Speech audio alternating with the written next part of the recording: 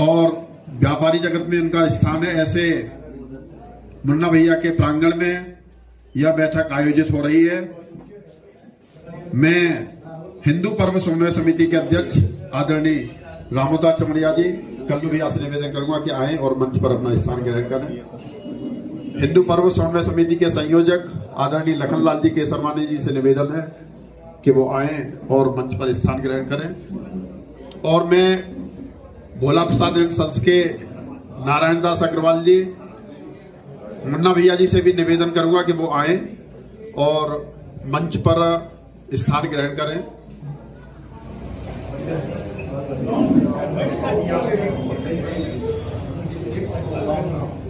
गिरीश भैया जी से निवेदन है कि नारायण प्रसाद जी को मंच पर उपस्थित कराएं।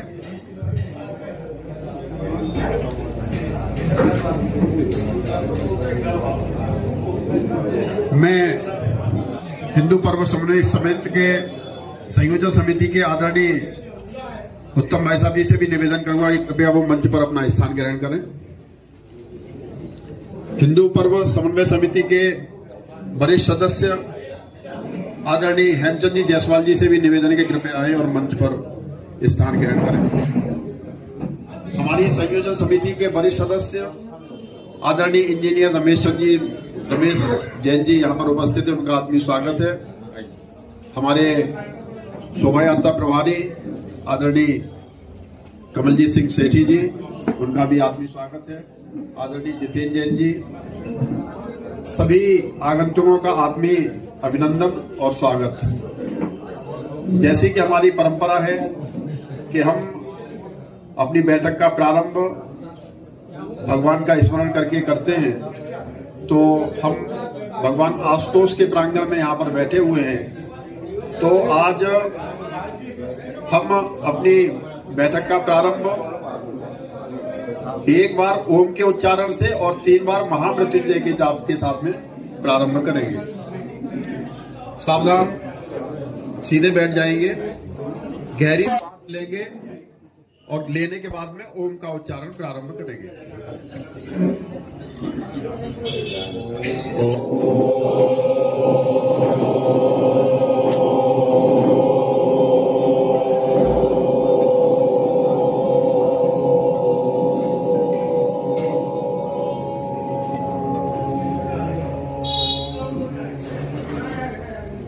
महामृत्युंजय का जाप 3 बार। ओम त्र्यंबकं यजामहे सुगंधिं पुष्टिवर्धनम् उर्वारुकमिव बन्धनात् मृत्योर्मुक्षीयमामृतात्।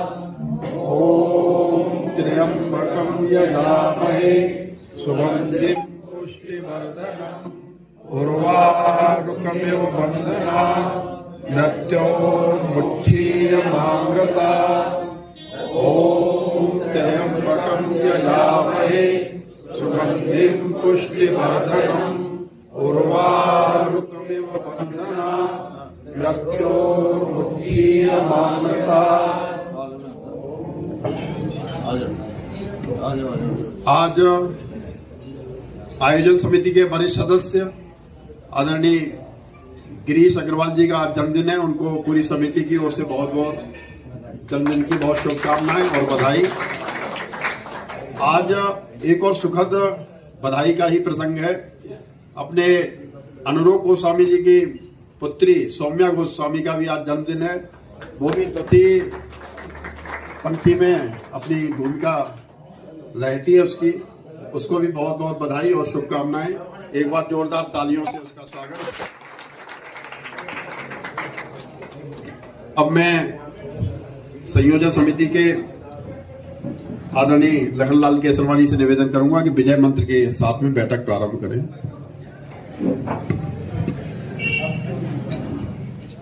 श्री राम जय राम जय जय राम।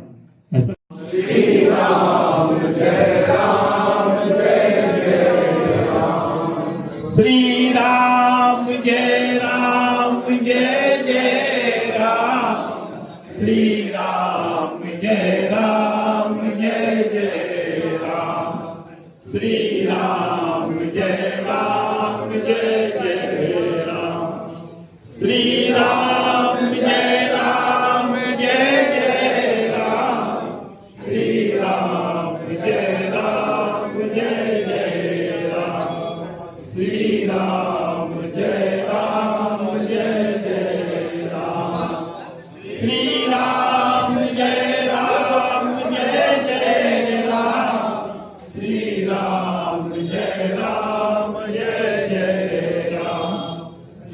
राम जय राम जय जय राम। श्री राम जय राम जय जय राम। श्री राम जय राम जय जय राम। श्री राम जय राम जय जय राम। जय श्री राम। आंगन में एक दिव्यता का अनुभव हो रहा है और एक उत्सव का माहौल दिखाई दे रहा है और निश्चित ही आज हम जो भी तय करेंगे वो प्रभु कृपा से वो पूर्ण होगा। सर्वप्रथम मैं समिति के सदस्य समिति के अध्यक्ष आदरणीय श्री रामोत्तार चौड़िया जी से मैं आग्रह करूंगी कि आप अपने उद्बोधन से हम सभी का उत्साहवर्धन करें। आदरणीय अध्यक्ष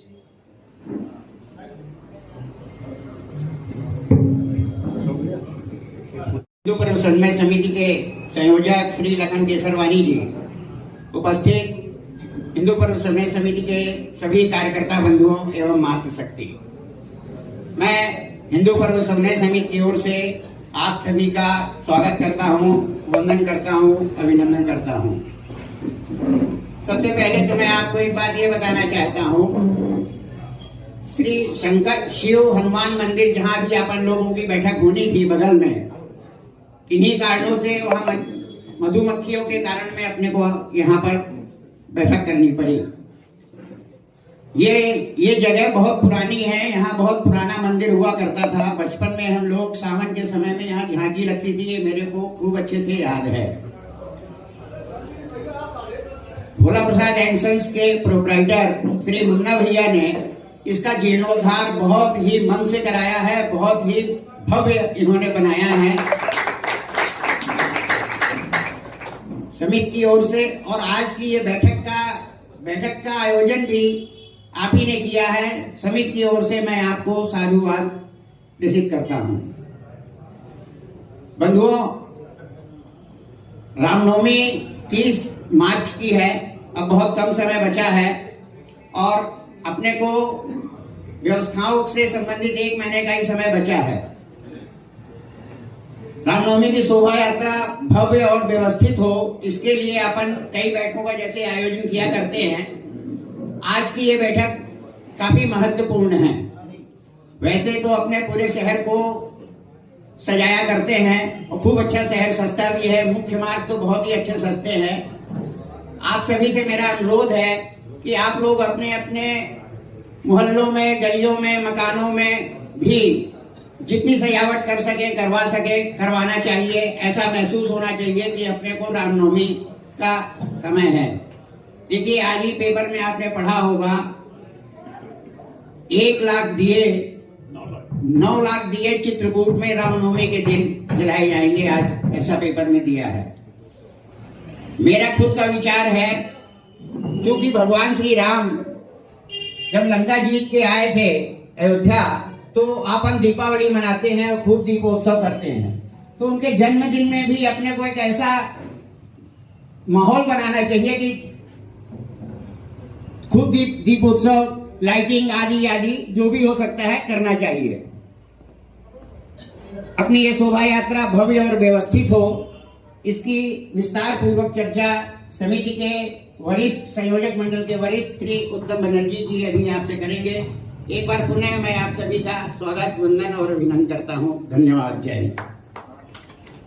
बहुत बहुत धन्यवाद आदरणीय अध्यक्ष जी। निश्चित ही आपकी इच्छा अनुसार इस बार का आयोजन भी बहुत अच्छा होगा। जैसा कि हम सभी जानते हैं कि रामनवमी बहुत ही बड़ा आयोजन होता है और इसे सफल बनाने में सभी लोग अपनी अपनी जिम्मेदारी निभाते हैं और राम जी की कृपा तो हम सबके ऊपर है ही। इसी कड़ी में मैं समिति के वरिष्ठ सदस्य आदरणीय श्री उत्तम बनर्जी जी से आग्रह करूंगी कि हम सभी को क्या क्या करना है, किस स्तर पे करना है, ये मार्गदर्शन करने की कृपा करें। आदरणीय भाई साहब, उन्होंने अपने दूत भेजे और बोले चलो वहां से निकलो। कुछ लोगों को प्रसाद भी मिला है भोले बाबा का, तो उसको आप भोले बाबा का आशीर्वाद और प्रसाद समझ के ग्रहण कीजिएगा, क्योंकि परीक्षा ऐसे ही लेते हैं भगवान कि देखें लोग तुरंत क्या निर्णय लेते हैं। ऐसे समय में भागते हैं या जारी रखते हैं विपरीत परिस्थितियों में। तो हम सब, क्योंकि आज कार्यकर्ता बैठक थी और हम लोगों ने कार्यकर्ताओं जैसा ही यहाँ पर प्रदर्शन किया और 10 मिनट के अंदर हमने तुरंत अपना स्थान बदल के और यहाँ पर बैठे हैं। बस एक निवेदन है मेरा कि आज की विषय थोड़ा गंभीर है, गंभीर यानी व्यवस्था के और कार्यकर्ताओं से के लिए है। तो यदि हम बीच बीच में बात करेंगे आपस में तो विषय थोड़ा छूटेगा, तो इसलिए हम थोड़ा मंच से कनेक्ट रहेंगे और इसमें आप लोगों के सुझाव का महत्व रहने वाला है आज। और इसको सुझावों को लिखने में कोई लिख रहे हैं क्या? मनमोहन जी है ना? ठीक है, तो अभी अपन लोग बातचीत शुरू करेंगे। आज की बैठक जो है व्यवस्था से जुड़ी हुई है। अब यहाँ की रचना के कारण कि आप सब लोग हमारी नजर में नहीं आ रहे हैं और इतनी लंबी बहुत देर तक बात खड़े होकर करना नहीं जमता, इसलिए बैठे हुए ही मैं कर रहा हूँ क्योंकि आप लोगों को काफी कुछ बोलना है। तो अभी जो अपन लोग शोभा यात्रा में जिस क्रम से हमारी व्यवस्थाएं होती हैं उस क्रम से थोड़ा चर्चा करेंगे और उसमें आप लोगों के कोई सुझाव हो और एक सुझाव यदि कोई दे देगा तो फिर उसको डिटेल करने के लिए फिर हम दूसरे कोई ना खड़े हो ताकि समय कम लगे अपना, नहीं तो समय बहुत जाएगा।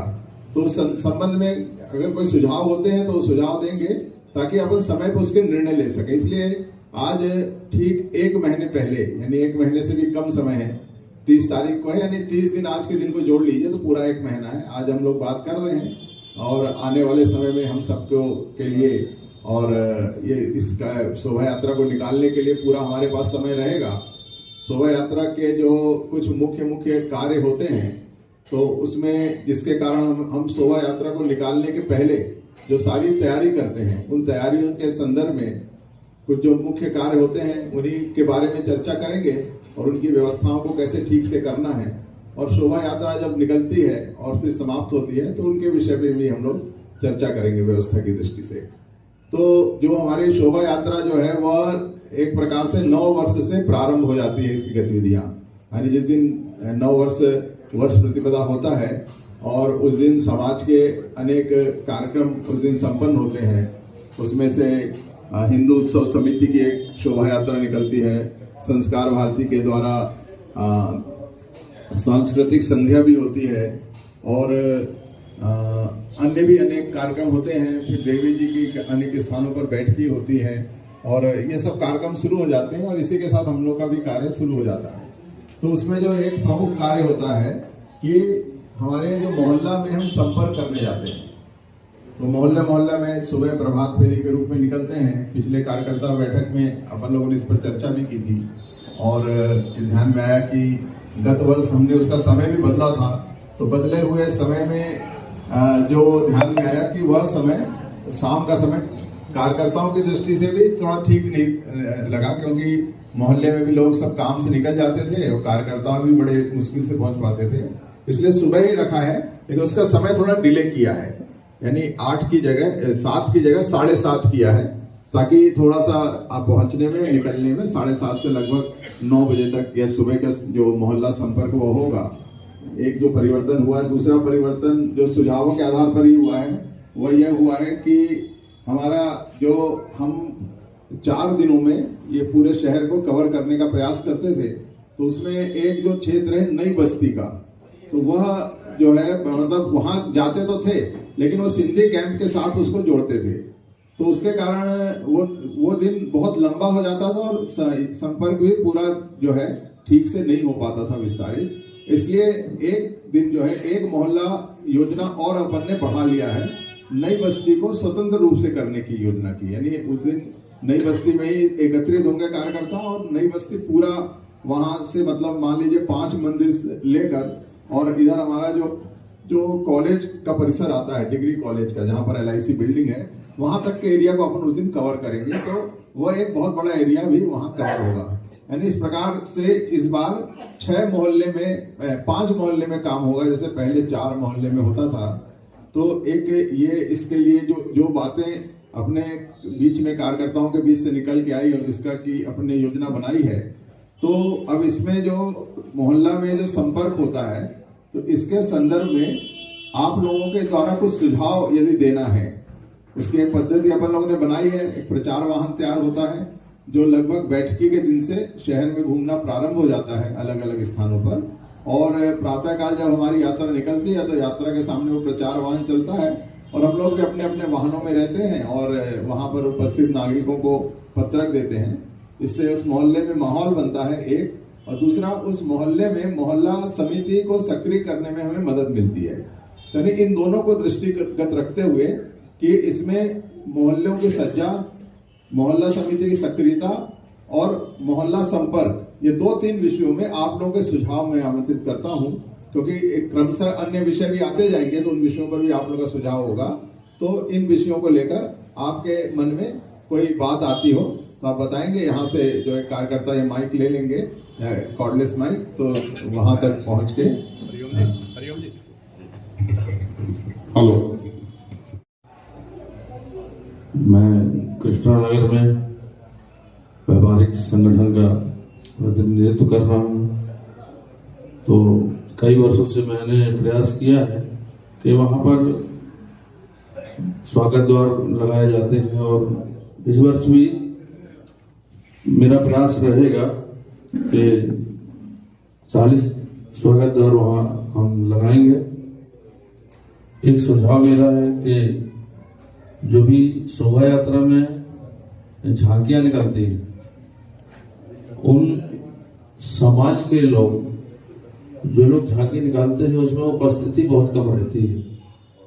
तो उन समाज के प्रमुख से अभी अपन से इतने में केंद्रित करेंगे। जो हमारी यात्रा निकलती है ना, संपर्क यात्रा मोहल्ला समिति, उसके लिए आगे सत्र आएगा, तो उस पर नहीं तो फिर क्या वो अपन डाइवर्ट हो जाएंगे।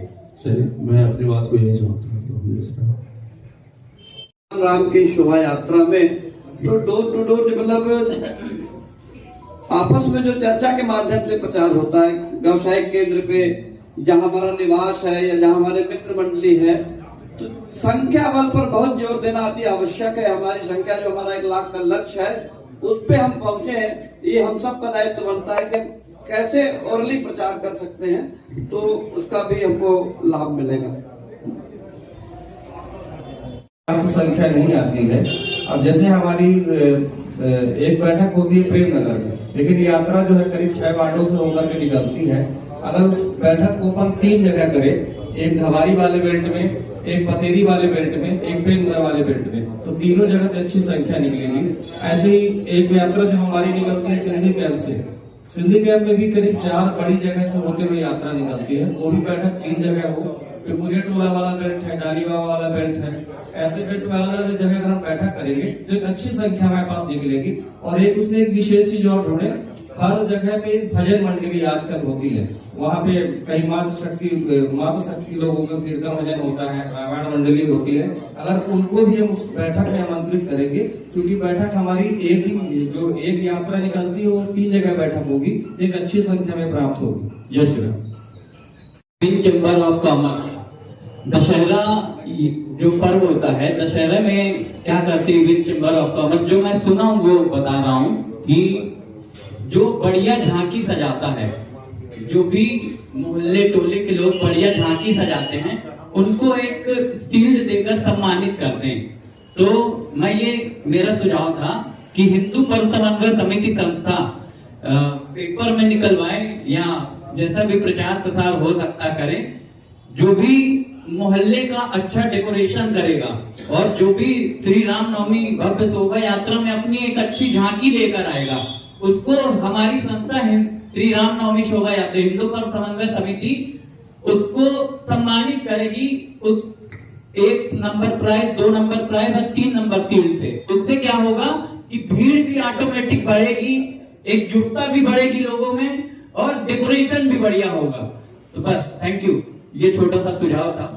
का परसेंटेज भी रहे ताकि आगे चल के हम इसको और अच्छा बना सकें।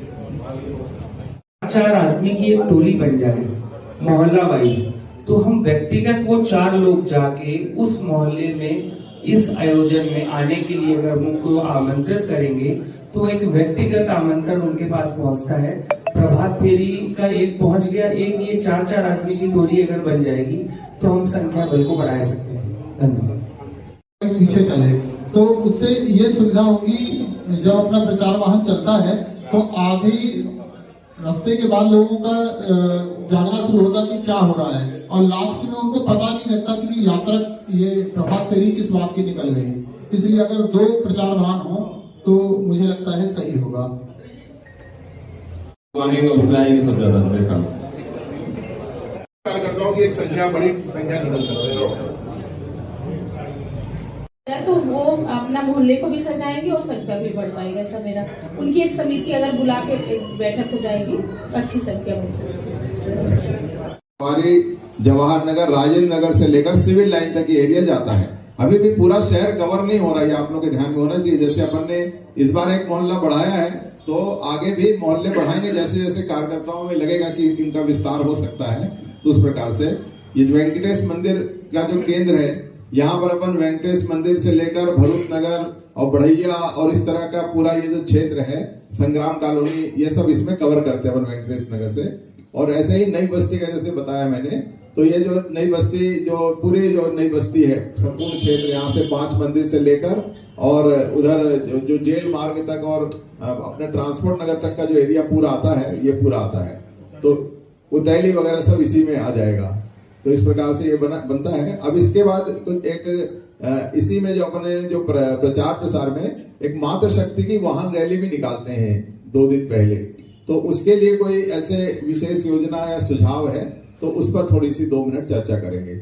मातृशक्ति की वाहन रैली चर्चा करेंगे। अभी हाँ, तो वहाँ करीब 100 बहनें रहती हैं, 100 से ज्यादा ही बहनें रहती होंगी। सागर जी भाई साहब पिछले साल से करा रहे हैं, तो उसमें 100-150 बहनें रहती हैं, संख्या पर्याप्त रहती है। तो उसी में अगर हाँ जी जी जी, तो हम लोग थोड़ा सा जी जी जी जी जो जिस एरिया से आती है तो उनकी अलग अलग बना लेंगे। तो वहाँ आरती के लिए भी सभी बहनें पहुंचेंगी तो ज्यादा अच्छा रहेगा। जय श्री राम। मैं भी कुछ सज्जा करने का प्रयास किया था, कुछ चौराहों पे लाइटिंग किए थे और जो इस मार्ग में रहने वाले व्यवसायी बंधु हैं उनसे संपर्क किया था और उनसे गेट लगाने का आग्रह किया था। तो उन्होंने भी उस आग्रह को स्वीकार किया था और चौराहों पे लाइट भी जली थी। तो पिछले बार जो है लगभग 50 से 51 गेट जो इसमें लगे थे योजना में, और हमारे जो व्यवस्था विभाग है वो उनका कहना 47 गेट लगे थे, यानी 47 गेट का पैसा आया होगा। 3 गेट लगने के बाद पैसा शायद नहीं आया, इसलिए उनके रिकॉर्ड में नहीं चढ़ा। तो ये जो गेट लगने की व्यवस्था है एक, और दूसरे चौराहों पे सज्जा है। हालांकि चौराहे पे सज्जा करना ये थोड़ा महंगा पड़ रहा है, इसलिए महंगा पड़ रहा है कि पिछले बार उसको जो है जो लाइट लगाए थे तो लाइट को वो कटिया डाल के चला दिए थे, जो कि अपने जो है मान्यताओं को सूट नहीं करता। हालांकि एमपी वाले खुद बोलते हैं कि आप टीसी क्यों ले रहे हो, खर्चा बढ़ जाएगा, उन्होंने कहा। तो लेकिन अपन को ऐसा नहीं करना कि यदि चौराहे में सज्जा करना है तो टीसी लेकर करना है, भले खर्चा बढ़ जाए। तो इस विषय में आप लोगों का कोई सुझाव है या आपको लगता है कि अमुक चौराहे पर हम अपनी चौराहे समिति से बात करके और उस चौराहे पर हम लाइटिंग की व्यवस्था, यानी वो 9 दिन की लाइटिंग का विषय है, या कम से कम आखिरी के 4-5 दिन तो रहे ही, जिससे उसका माहौल बढ़ता है थोड़ा सा। जब चौराहे वगैरह सजने लगते हैं तो शहर में माहौल बनता है जब लोग शहर में आते हैं। तो इसके बारे में आप लोगों का कोई सुझाव हो तो बताइए। आने के लिए कि जो एरिया अपना रूट से लगा हुआ है, जैसा कि आपने बोला कि भाई प्रेम विहार, प्रेम नगर हो गया, इस तरफ जितने भी मंदिर हैं, मंदिर में लगभग ऐसा नहीं है कि डेली 30 से 40 लोग ना पहुंचते हो। तो वहां पे एक निवेदन वाला बोर्ड लगे, प्लस वहां पे जो मंदिर के पंडित जी हों या हमारे टीम के लोग कोई जिस टाइम में इकट्ठा होते हों लोग, उस टाइम में पहुंच के उनसे निवेदन करें। और जैसा मैंने पिछली बार बोला था कि एक बेल पत्र दे के आपन निमंत्रण दे उनको कि आप लोग आए, तो मेरे ख्याल से संख्या काफी बढ़ सकती है। और यदि पंडित जी फेवर किए वहां के तब तो काफी लोग बढ़ सकते हैं। ये पूरे एरिया में अपन ऐसा कुछ कर सकते हैं। ज्यादा हिसाब में रंगोली का रहता है तो वो भी एक अच्छी व्यवस्था रहेगी। वार्ड में अगर हमारे बीच के, क्योंकि सभी जगह से पूरे वार्ड से हमारे हिंदू समन्वय समिति के सदस्य हैं, एक मंदिर को सजाने की अगर जिम्मेदारी ले ली जाए तो हमारे जिले के, मतलब अपने शहर के कम से कम 45 वार्ड के सारे मंदिर झालर और फूल से सज जाए, ऐसा मेरा सुझाव। तो इस बार वार्ड नंबर 1 की तरफ भी ध्यान दिया जाए। विराटनगर से आगे की ओर उमरी तक तो बहुत अच्छा रहता है, उमरी के बाद एकदम सुना पड़ जाता है। इसके लिए वार्ड नंबर 1 को विशेष ध्यान दें। जय गुरुदेव। इस तरफ आ जाओ, इस तरफ आ जाओ। बिजनेस चैम्बर ऑफ कॉमर्स के ओर से पहले रथ की व्यवस्था की जाती थी, वो तो की जाएगी। एक hoarding business chamber of commerce की ओर से भी लगाई जाएगी और मैं व्यक्तिगत रूप से 100 झालर सभी मंदिरों के लिए उपलब्ध करा दूंगा, जो नरेंद्र चंद्र गुप्ता डब्बू जी अपनी व्यवस्था से लगवा। सहयोगी संस्थाओं के व्यापारी और उनके परिवारजनों को मैं अपील करूंगा कि लगभग 10 से 15 हजार लोग व्यापारियों की तरफ से भी वहाँ उपलब्ध हों और इस बार की शोभा यात्रा का लक्ष्य पूरा हो सके। जय श्री राम। एक चैम्बर में व्यापारियों की बैठक भी करवा लेंगे, जिसमें इसका प्रचार प्रसार और अपील करने का काम आएगा। धन्यवाद। जो है सामने संतों के सामने स्वच्छता की जिम्मेदारी उठाई थी, फिर कुछ लोग संतों के आसपास घेरा बनाकर और एक सुरक्षा की बनाते ताकि वहां पर जनता उनके ऊपर टूट न पड़े, गिर न पड़े, इस दृष्टि से। तो इस संतों का सहभाग और संतों के चलने के लिए मार्ग में कैसी व्यवस्था हो, तो इस बारे में थोड़ा सा आप लोगों की चर्चा हो कि किस प्रकार से, क्योंकि गत वर्ष तो हम लोगों ने एक दिन बाद निकाला था तो रामनवमी हो चुकी थी, लेकिन अभी क्या है कि रामनवमी के दिन ही होने से सभी संतों का पूर्ण सहभाग नहीं मिल पाता है, क्योंकि उनके अपने अपने आश्रमों में तरह तरह के कार्यक्रम होते हैं। तो इसके बारे में कैसा क्या होगा, सुझाव कुछ अनुभवी लोग भी हैं यहाँ पर जो संतों के साथ काम भी करते हैं, विश्व हिंदू परिषद के लोग भी हैं, तो थोड़ा सा इसमें सुझाव दीजिए क्या करना चाहिए। चलता रहे, लेकिन बीच में जो संतों को अपनी मातृशक्तियों ने घेरे में लिया था, उससे मैंने अव्यवस्था कुछ देखी थी। जब बाद में कौन से वो अपने बाउंसर आए थे, उसमें व्यवस्था ठीक सुधरी थी। मैं ये कहना चाहता हूँ कि चूंकि मातृशक्तियाँ अपने आप को बचाती भी है और पुरुषों के बीच में ना रहे, तो वो आगे तो उनको ठीक से ले जाया जाएगा। रोड अपनी इतनी चौड़ी नहीं है कि हम व्यवस्थित उनको संतों के घेरों में ले सके। दूसरी बात एक और है, कुछ संतों ने इस पर आपत्ति जताई है, क्योंकि वो सबको नहीं बताया जा सकता है और उन्होंने सबसे नहीं बताया। मैं लगभग 20 साल 25 साल से उनके सानिध्य में हूँ, तो मुझसे ये बात कुछ संतों ने कही थी।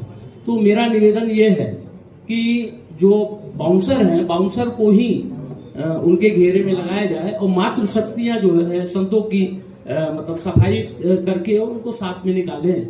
तो मेरा यही सुझाव है इसमें।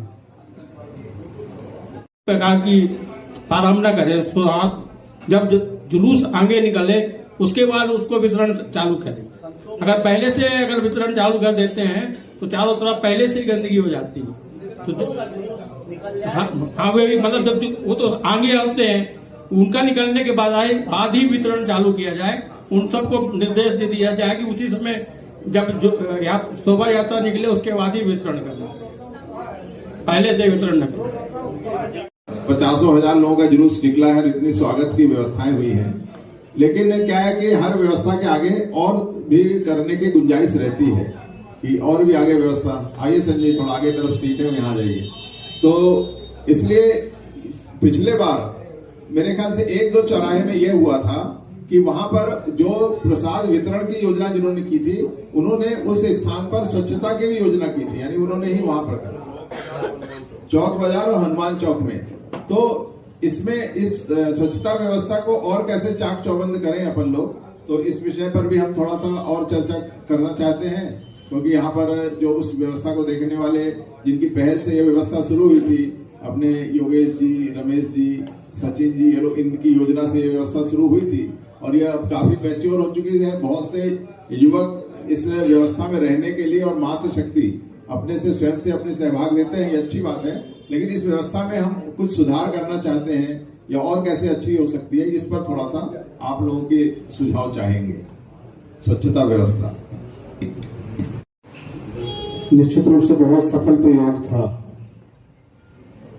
लेकिन कहीं ना कहीं हो सकता है कोई चूक हम लोगों से हुई हो, उसके बारे में विचार करके उस व्यवस्था को दुरुस्त किया जाएगा। साधु संतों का कुछ ऐसा सुझाव आया था, स्वागत से उनको कोई आपत्ति नहीं है। साधु संतों को स्वागत की हमारी भारत की परंपरा है, लेकिन स्वागत के माध्यम से जो गंदगी होती है, गंदगी को जो साफ करना है, तो उनका कहना था कि मातृशक्ति ने किया है, बहुत अच्छा है, और भी माध्यम सफाई के हो सकते हैं। इस पर हम लोग विचार करेंगे। और थोड़ी सी जो समस्या आई थी, वो एक स्वाभाविक प्रक्रिया होती है। जब कोई साधु आता है तो हमको लगता है कि हमारी सेल्फी, हमारी फोटो साधुओं के साथ हो जाए। मुझे लगता है विजय आप थे, आप सभी लोग थे उसमें, शायद ये समस्या साधु संत महसूस कर रहे थे कि हर आदमी, हर मातृशक्ति अपनी सेल्फी फोटो उनके साथ लेना चाह रहा था। इससे साधुओं को असुविधा हो रही थी। एक बार बैठकर इस पर निर्णय किया जाएगा। और साफ सफाई जैसी हमारी चल रही थी, उसमें और क्या बेहतर हम कर सकते हैं। हमारी जो स्वच्छता की टीम होती है, उसकी 2 बैठकें होती हैं, वो बैठक होगी। उस बैठक में हम लोग सभी निर्णय लेंगे और निश्चित रूप से स्वच्छता हमारा शहर वैसे ही स्वच्छ दिखेगा जैसे पहले दिखता था। जय श्री राम। तो देखिएगा उस बजट को कैसे हम करेंगे। साथ में बस में रथ लगवा देंगे। अशोक भैया थोड़ा सामना थोड़ा बचा के करिए। तो अभी एक उसके रथ के साथ जो है एक संगीत रथ भी रहता है, तो उसकी व्यवस्था में प्रदीप जी रहते हैं। प्रदीप जी, अरे अशोक भैया आपसे निवेदन है कि सामने हाथ थोड़ा मेरे नजर, हाँ, तो इसको इस पर बहुत चर्चा करने की आवश्यकता नहीं है। एक और रहता है जो आकर्षण का केंद्र अपनी यात्रा में, कि जो सामने एक शौर्य वाहिनी चलती है हमारे बुलेट में करके जो है, और हमारे सिख समाज के युवा और अन्य युवा बंधु भी उसमें रहते हैं और पगड़ी और उसमें रहते हैं। तो पंजाबी समाज से प्रदीप जी और पप्पू भैया बैठे हैं, तो उसकी भी हम अभी से ही बातचीत करके और इसकी व्यवस्था करेंगे तो अच्छा रहेगा। पार्किंग के लिए भी जो है एक विशेष व्यवस्था वहां बनाना पड़ता है। अपने राकेश जी यहाँ हैं क्या? राकेश जी और हमारे आशीष जी, तो ये व्यवस्थाओं पर भी अभी से नजर करना शुरू कर दीजिए कि इसमें इन व्यवस्थाओं को कैसे करेंगे। जो हमारी यात्रा निकलती है तो उसमें जो है शोभा यात्रा का जो एक क्रम खड़ा किया जाता है, तो उस क्रम से खड़ा करने में भी काफी परिश्रम और योजना लगती है। तो उसके बारे में जितेंद्र जी आपका जो अनुभव है, तो कुछ आप बताना चाहेंगे और कुछ लोगों को उसमें भी सुझाव, क्योंकि वह एक महत्वपूर्ण काम रहता है और उसमें आपको व्यवस्था के लिए क्या क्या अन्य आवश्यकता पड़ती है कि जो अभी योजना यदि नहीं होती होगी तो अपन कार्यकर्ताओं को ध्यान में देके ये दलोही समाज जयस्तंभ चौक की जो समिति है, तो सबसे ज्यादा जो गंदगी होती है वो वहीं पे होती है।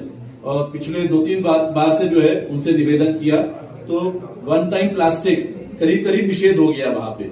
फिर भी वहां पे क्योंकि वो पहला पॉइंट है और करीब पूरी की पूरी जो है, जब स्वच्छता वाले सबसे लास्ट में होते हैं, तो जयस्तंभ चौक की जो गंदगी है वो करीब सबको जो है वो परेशान करती है। तो वहां पर कोई विशेष योजना करना चाहिए ताकि जयस्तंभ चौक हमारा जो है शुरू से निरंतर साफ रहे।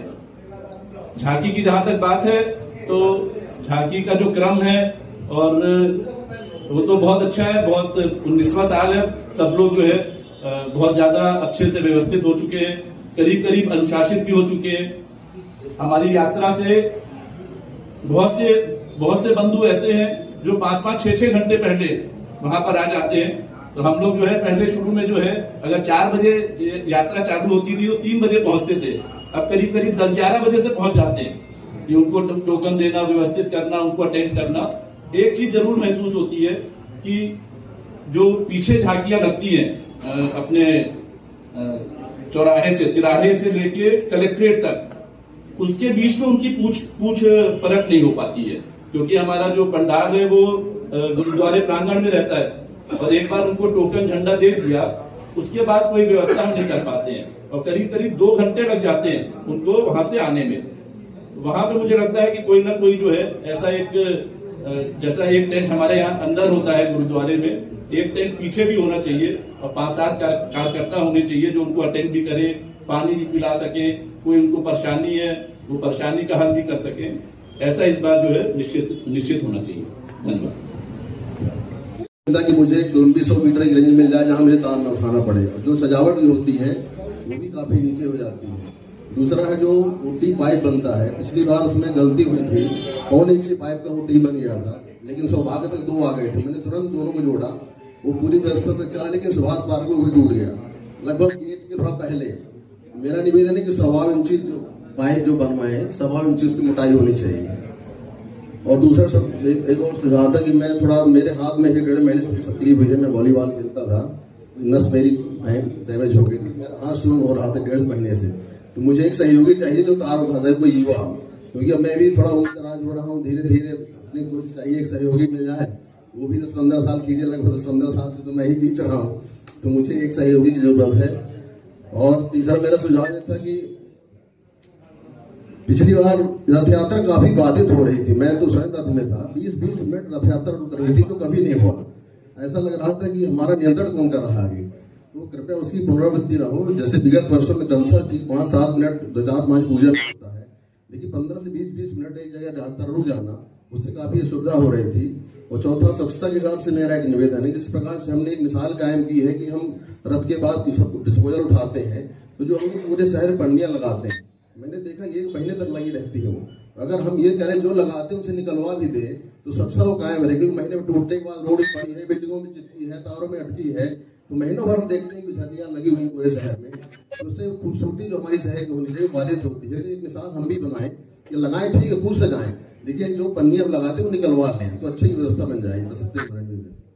खड़ा कर देते हैं, कुछ समय बाद में ये स्थिति आती है कि उन लोगों में ये लगता है कि हम पहले आए, जबकि हमारा वास्तव में बांटने का क्रम होता है 2 बजे से या 3 बजे से, लेकिन वो जो पहले से आ जाते हैं वो थोड़ा अव्यवस्था बनाते हैं। तो इस पर थोड़ा सा मैं अवश्य जितेंद्र जी से भी कहूंगा कि इस चीज पर पिछली बार शायद जितेंद्र जी ने ये चीज झेली भी थी।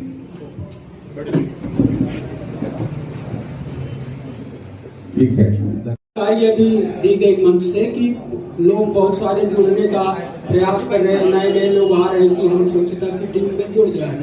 उनमें से ही कुछ लोगों को चौराहे से चौराहे के बीच में बांट दिया जाए और अंत की जगह पहले से ही उस व्यवस्था को स्वच्छता सहयोगियों के माध्यम से वो काम अंत की जगह पहले बीच में भी होता रहे, और जो बचे लास्ट में वो फिर अंत में जो लोग चलते हैं वो करें।